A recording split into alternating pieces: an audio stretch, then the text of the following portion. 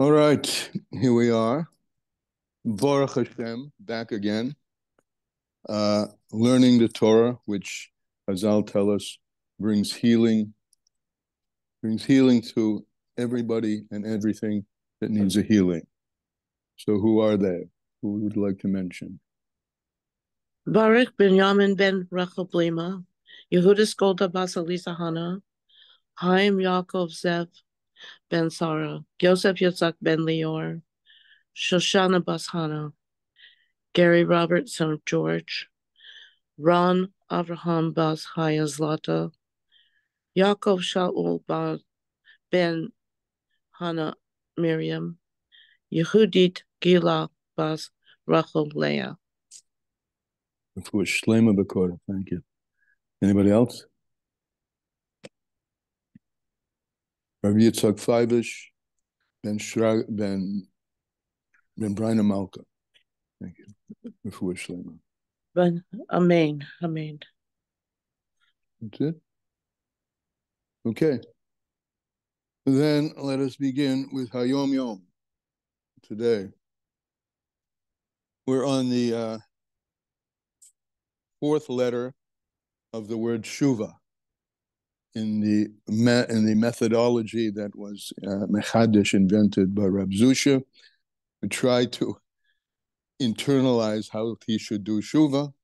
He gave some meaning to each of the letters. So today, we're on the letter Vav. On the letter Beis, to Shuva, Beis or Beis.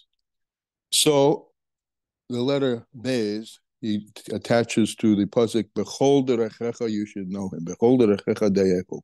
In all your ways, Bechol, that's the Beis. In all your ways, you should know him. Which means a person who sets his heart and mind to observe all that happens to him and everything around him, which, by the way, is going to be the subject of today's Tanya, will perceive godliness tangibly in evidence. As the Mittler Rebbe pointed out, men of affairs, these are called Bale Oskin. It's translated men of affairs, but it means anybody who's oisek, who's occupied, busy with stuff. If you're busy with stuff in the real world, you have an advantage over secluded scholars, in that the former, meaning us who are involved, most of us at least, that I know on this call, in quite a lot of affairs every day, household affairs, business affairs, family affairs, monetary affairs, avoidic affairs, right? So that we can actually see manifestations of godliness. This form of service of Shuva comes from one's perceiving hashgacha pratis, divine providence, in everything. As I say, this has to do with today's Tanya, in which we will sort of get down from some of the lofty levels we've been talking about into how the lofty comes down and pervades and drenches through all aspects of reality. Okay, lessons in Tanya, Zion Tishrei, page 397. It's 397, today is Wednesday. And in Likutei Amorim, page 262, and a little bit below the middle of the page. It's actually a short piece today, unusually short, in relative to what we've been doing anyway. Okay, begins with the first word on the line is amnam. However. Okay, so what's the however? What have we been saying till now that we have to say however? Okay, till now we have been discussing in largely Kabbalistic vocabulary, which is a little bit off-putting, but the vocabulary resolves to the following few sentences, right? We have God himself, Atzmus, essence, just like you have yourself, your essence. who you are at the deepest root of your being before you manifest anything, just who you are, not how you behave, not how you even feel, but what you are in the lowest, deepest levels of your essence. So I'm using that because of, we have to, because in order to learn about, well, in the process of learning about God and how godliness expresses itself, we are always learning about ourselves because we're made in the image of God. So he has an etzem, an essence, we have an essence. He then his essence, then, whenever that is, this is not in a temporal way, but there is a emergence from the essence, and that emergence is called the Or Ein Sof, the infinite light, the light of the one who is infinite, but who expresses himself, itself, initially with a like a sunrise from total darkness, right, which is described in the language of Kabbalah and Hasidus as ayin, nothing, or helam, hiddenness. There emerges the first beam of the dawn, right? That's called the Or Ein Sof. And that's the first, in us, the first emergence of some kind of consciousness from the pre-conscious levels of ourselves. And that light is eventually going to take a form where it's going to come into external reality, right? This is now taking all place inside you, right? Your essence, and some degree of consciousness rises from you, inside of you still. And that first degree of consciousness is in God is called the Or Ein Sof. And this Or Ein Sof, because it's Ein Sof, why is it called? Because it's everywhere, it's all encompassing. Now, similarly with us, our pre-conscious is all encompassing everything we do. Ultimately, everything we do will be manifestations of much more granular degree of light, but that granular degree of light comes from a much more broad pool of light, which comes from a deeper source, which before it's emanated is darkness, which is called ayin, or helam, concealment. And so forth. We could go through all the steps, right? And I'll just briefly say, we'll use them in ourselves. So from pre-conscious becomes conscious. Then conscious becomes a few steps in between cerebral. Cerebral meaning mindful, right? And this begins the process of dripping down from the brain all the neurological impulses that feed the entire physiology of the body. And those comes in stages, right? From Chochmah, Bina, Das, until you get to the 7 Midos, and Malchus, which is the power of expression of oneself to the outside world. In the metaphor that we used yesterday, Malchus is birth. Malchus is the womb in which the gestation or the materialization or the concretization or the specific formation begins to happen in the womb, but that's far removed from the seminal drop which originated in the brain, just like actual existence of worlds is a far removal from the initial drop of the Yud, the Chochmah of the Shem Havaya. The Yud of the Shem Havaya is the first emergence of a process which we call Mamali Kalamin, filling all worlds. However, at the same time, just as our essence ultimately informs everything we do, even though it's pre-revelation, but it's there in everything we do. So similarly, the ayin, the Ein Sof, before it manifests the Or Ein Sof, the light, is in everything. And that which is in everything, which is called the ayin, or in our sense, our pre-conscious, is called Soivik Almin. It encompasses everything, but no details are yet revealed. The details get revealed in a step-by-step process where the preconscious becomes conscious, the conscious becomes cerebral, the cerebral emits light or energy and informs the body. And in that same way, that parallel structure, Hashem enlivens all worlds. Right? That's the intro. Okay. Now we're going to be speaking in that level where the worlds are being enlivened. They're being made into something. Amnam. Okay? Here we are. Amnam. Mitziyuse umahuse shel or ein sof. The actuality of existence of what something which we call the or ein sof. Remember, he's the etzem, and he manifests or, which we call the light, and that light is infinite. And as I said, infinite means not just that it goes on forever, but it's encompassing all of reality. The or ein sof. So the existence and the mahus of exactly what this infinite light is, ein begeder makim. The first thing that we say about this or ein sof, this and how we understand infinity, is these words. It's not in the boundedness of place. That's what it means for our purposes today in the ein sof. Not just that it goes on and on and on.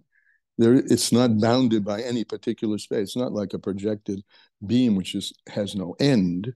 You can read it that way, right? Ein sof, it has no end. But what he says, it's not begeder makom. It's not in the realm of place at all. Klal, right? Ein begeder makom klal. It's not in the realm of place at all. So how do we describe it? We have words are very. It's difficult to find words for this, right? One of the blessings that we have is that we have an inheritance of words which do describe, at least in a way that we can apprehend things, something about this which is at root undescribable. So how do we describe this light which is not in the boundedness, not in the realm of place at all? We describe it as soiviv kol almin.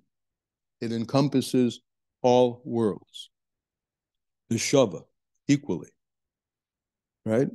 From the highest of Atzilus to the clump of dirt down here below, the Or HaSoivev, the infinite light, right? The Or Ein Sof is encompassing, enveloping, penetrating. All those words have to be brought to the table because it doesn't just mean surrounding from above. The Alter Rebbe told us that earlier in Tanya, and he brings it quite a few times in the Likutei Torah. It's not just circling. That's not what it means. It's encompassing. It's holding everything in place, like the womb holding the embryo in place, and the womb and everything, the apparatus of the womb feeding the life of the embryo. So this is called soiviv kol almin, penetrating, encompassing, holding everything and enlivening everything equally, responsible for the fact that anything exists and that anything has highest life force in it, is what we call the Or Ein Sof HaSoiviv Kol Almin. And it surrounds all worlds b'shava, equally. We're not talking about differentiation yet. Differentiation hasn't happened yet. Just simple life force and life at all levels. Things have come into being. They're just, and everything, no matter what it is equally in a state of being. A clump of dirt, the angel in Atzilus, they both are, right? How they are, the differentiation of that angel in Atzilus and that clump of dirt is the subject of how God fills the world. It's mamalik kalam. But here we're at the stage of how he encompasses everything b'shava, equally. As the pasuk says, "Ve'esa shamayim ve'esa oretz ani moleh," and it means here, just like I fill the heavens, I fill the earth. And it's interesting the way ani, the I here is the Or Ein Sof. It's not atzmus. It's the subject here is the Or Ein Sof. The Or Ein Sof HaSoiviv Kol Almin equally and in exactly the same manner fills the heavens and the earth, ani mole, as the Alter Rebbe says, behashvo achas, with a complete equality. V'leis asaponim anei, and the Zohar says on this, another approach to it, leis asaponim anei, there's no place which is free of him, or free of it. No place which is free of the Or Ein Sof, because if it's free of the Or Ein Sof, it has no existence at all. Af be'eretz halazu, even in this, even af be'eretz halazu gashmis, even in this physical world, it's the same Or Ein Sof that exists in the world of Atzilus and really becomes at an even deeper level than Atzilus. But the language we use for this is encompassing its surrounding. As explained well and in more detail in chapter 48 of the Tanya, which we will come back to next year. And this Or Hasoive is not beaming out beams, and it's not enclothing its life force, to enliven them, and to bring them into being. It's not enclosed. Enclosed is, and we've done this before, I'm wearing these clothes and not that clothes. That's the subject of differentiation, which is the subject of Mamali Kalalmin. This is the subject of pre-differentiation. Everything is, but not differentiated. And even in the things which are differentiated, there flows and penetrates and permeates this undifferentiated Or Ein Sof. And that is, and the purpose of it is lachayosim, to bring everything into life, ulhavosim, and everything into being, na'ayin layesh, from the state of nothing, meaning nothing at all that can be tangibilized at any, back to our unconscious state, our esamdika state, into something which is a something. It's bringing stuff from ayin into yesh. And it's only ke'im ala ora de ha'ora de ha'ora. And this that brings it is just a ray of a ray of a ray. Now, this is really a progression here. There's the Ein Sof, the Ein Sof himself, and then there's the Or Ein Sof. That's the first. And then there's the ray of the Or Ein Sof. And then that gets more sublime or more rarefied is the better word, and becomes of a different quality in the third level. So you have ha'ora de ha'ora de ha'ora.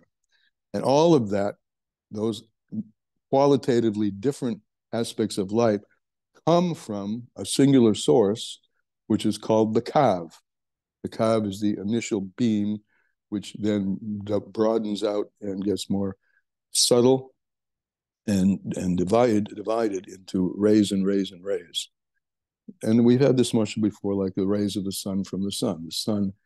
The sun is the originator of the light, right? Well, it's the original source of the light, like the Kav. That's the Kabbalistic name for it. The initial beam, the initial root source of the Or Ein Sof is called the Kav, and from there it comes out into rays and rays and rays, as we have expressed above.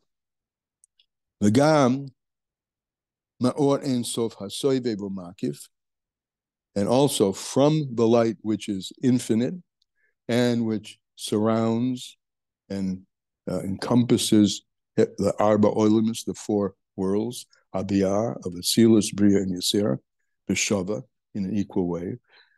From there, Mer Elakav, Apanimi, there shines from the Kav, the infinite light shines out into all aspects of reality. El Hakav, Apanemius, the inner part, the root part of the Kav shines out into all parts of reality. Derech HaKelim, through vessels. So this is the first time today we've mentioned vessels. Still, so far we've been talking all about light. But the way that the light gets delivered is through what we call vessels. And here, you've heard me use this muscle before of electricity in a light bulb. Right? The electricity is the ore, it's the energy, right? It's the empowering force. But the empowering force needs something to be contained in so that it can be tangibilized in enough that it can be experienced. So I would never get any light if I just have electricity running through my wall. I have to have a vessel for that light, which is the light bulb, and then I get the benefit of the light. So that's the notion of oris bekalim. And these kalim, yeah, go Could I ahead. ask you, would you say that when I was thinking of the kav, I was thinking that it's one ray. Mm-hmm. Are It you is. saying that it divides up And then it divides up, right? and then it divides into the spheros? Then it divides into, yes. Spheros themselves are lights and vessels, but you're absolutely right. Spheros, light itself is the different qualities of light are called the spheros as well. The Alter Rebbe brings this out actually in a mimer about Spheros HaOmer, right? Spheros HaOmer, which was counting. But one of the meanings that he brings out, which is novel, which I think originates with the Alter Rebbe, is it's a lesson of sapphire, like the jewel, sapphire, like the gem, which radiates light. So yes, the 10 spheros, even though ultimately to be delivered, the light has to be invested in the kalim. The lights themselves are also called spheros. So yeah, you're right. They divide, the singular light divides into 10. But the kav itself, it goes from level to level. Is that right? It's Yeah. something that's traveling between levels. It's something that as it travels, as soon as you have levels, the level itself is brought about. That it's a different level is because it's getting a part of the kav, a beam from the root source. So this kav, yes, it travels through everything, right?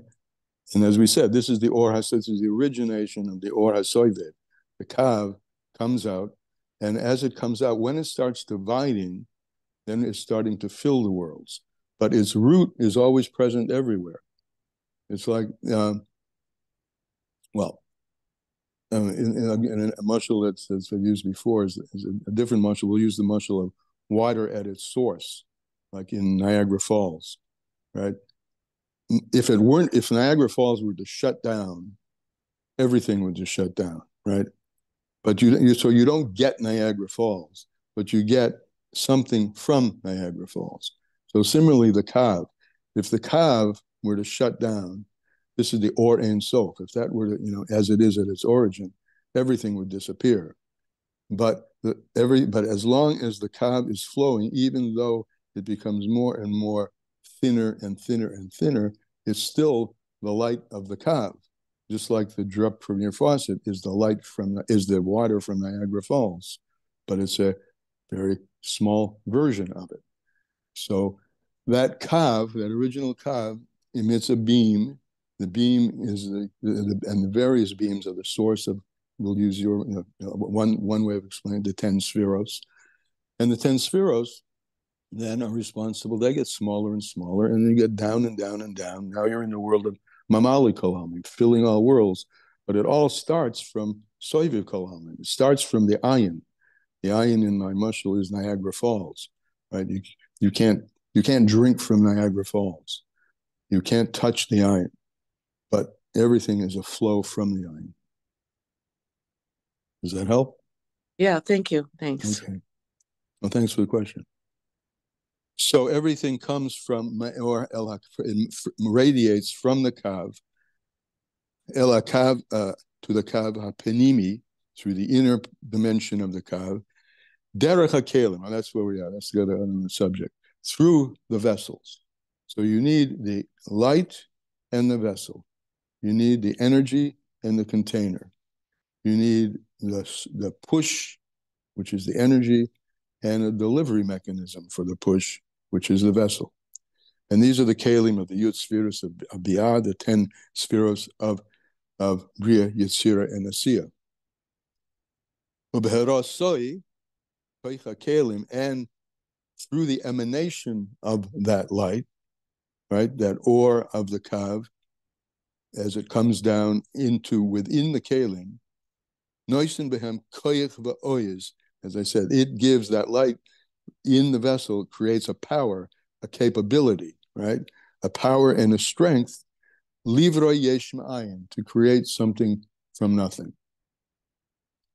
which is different, of course, than the Niagara Falls mashal, because Niagara Falls is a something, right? But okay, but the power that's in the power of the kav, remember, it's the or ein sof. It's a light which, and remember, we define ein sof not just that it goes on forever. It's a light which is the empowerment of the being of everything, that everything should come. That ability to create what we call something that you can, a creation that you can get your hands on, call it a sky, an earth, a piece of ice, let there be light, let there be a firmament, let there be vegetation, all that stuff has within it and is a result of the beam of the kav, which is an or ein sof, and therefore the infinite is contained in the finite. And this infinity has the power to create something from nothing, meaning a reality which we call something because we can relate to it from a place that we can't relate to at all, which is called the ayin, yesh me'ayin. So this ayin is invested and has the power, livroi yesh, to create a yesh, livroi yesh me'ayin, to create something from nothing. So I hope that by this point we all understand that nothing doesn't mean nothing, right? Nothing means everything in a totally undifferentiated, intangible, not graspable, not perceptible, no way you can get it, no way you can get it. I can't get it, right? But because it's so ayin, it's in a state of ayin. But then it contracts, and and the first thing that this ayin does is emanates the or ein sof, the root beam, which becomes the kav, the main stream of light, which divides up and gradually over the course of filling all different, creates all different levels. And the all different levels is the yesh me'ayin. And since the actual creation, meaning the tangibility of creations, which starts in the world of Bria, we've talked about this before, Atzilus is a much more rarefied world where the connection between the yesh and the ayin is visible. In Bria, there's no visibility to the ayin. That's why we call it creation. It's something novel. So through the after, and where does that come from? That comes from the kelim. The kelim are like just put coffee in a cup, right? The coffee is liquid. I can't. I'd be lapping up the table if I had to drink coffee without a cup. So the cup makes it tangible, containable, and lezois came hanivroyim bibechinis riboy, and therefore I can have, once I have cups, I can have guests and pour 5 cups of tea, right, from one singular pot. Nobody's going to drink from the pot. I'm going to put it in 5 different cups. And these are the creations, bebechinas riboy, which are now in a multiplicity. Instead of being a singular source that I can't deal with, which is the ayin, it's now in multiple and smaller containers that I can deal with. And that's creation. And that's called riboy v'hischalkus, multiplicity and subdivision. V'gavul v'tachlis, and its boundedness, and its v'tachlis, its complete boundedness. Each thing is a thing on its own, albeit containing the or ein sof, because without the or ein sof, it can't exist at all. But it manifests as gavul v'tachlis, bounded, limitedness and boundedness. Uvefrat, specifically, al yedei ha'oisius, through the letters, as we've explained above. This is an allusion to what we talked about earlier. And what's miraculous, I'll only put it that way for a moment, about the Torah. Every letter in the Torah is a container for something infinite. And therefore, we learn from the shape of every letter how the infinite has been shaped into a particular quality.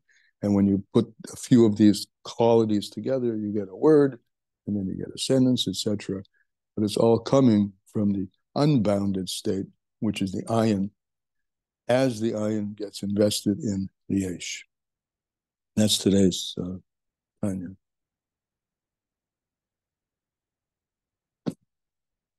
I wanted to do one thing, a very short thing, before we conclude. Just an example of how this changes the way one looks at davening. And I'm just turning to page the first after we say after we do Netilas Yadayim, we have a bracha that everybody knows. Baruch atah Hashem Elokeinu melech asher yotzar, right? So applying, and I'll just very briefly, we could do this at length.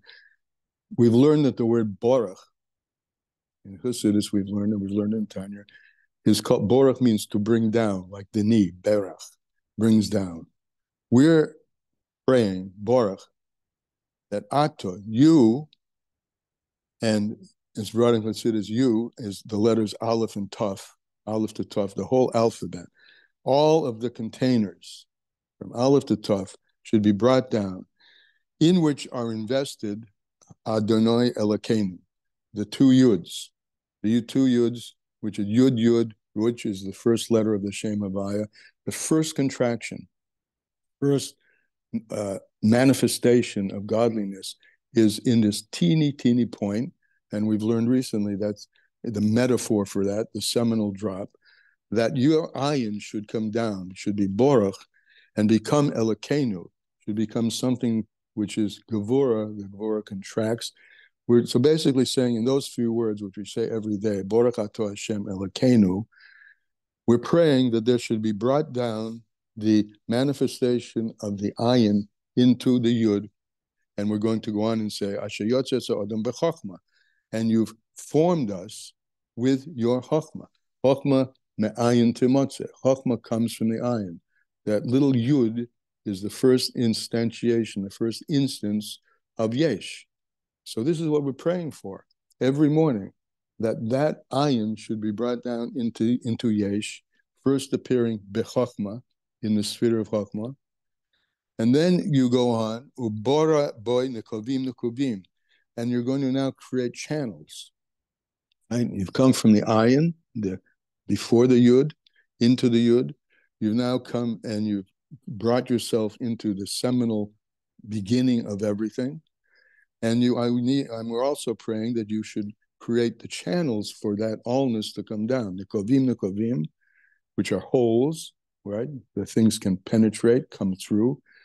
Chalulim, and tubes, delivery mechanisms, like wires, right? Like a hose. Take your allness and contract it into a hose and bring it down and down and down until it's Golav Yadua, until it becomes something that we can grasp, and we can have ourselves sense the presence of your glory. So, if the more Hasidus that one understands, obviously, the more deep his bindiness can be, and ultimately, particularly, the more meaningful and exciting davening can be. Thank you for that example. Thank you for that example. That was very good. Thank you for telling me it's very good. I like compliments. It was, another one that I'll do very simply. Adonai Olam asher shemolach b'terem kol yitziv nivra. He says, you are king who ruled before there was any creation. Well, who did he rule over? Right? So the explanation of that is, your desire to be king came up before you manifest yourself as king. Adon Olam, You are the Lord of oilam, of concealment. You are the Lord of concealment. Something rose up in you, Asher Molach, the urge to be king rose up in you, and you channeled it. You concealed your allness into the channels, and that becomes the Malchus of the lower worlds. Again, you could, it's all over the place. I mean, the reason I mentioned that, because that came up in a class. What does that mean? Someone asked me, how can he rule before there was any kingdom? Well, he ruled when the Midah of Malchus, the aspect of Malchus, rose up in his mind that there should be a kingdom. And that's the beginning. Okay. So we meet again tomorrow. Bye-bye.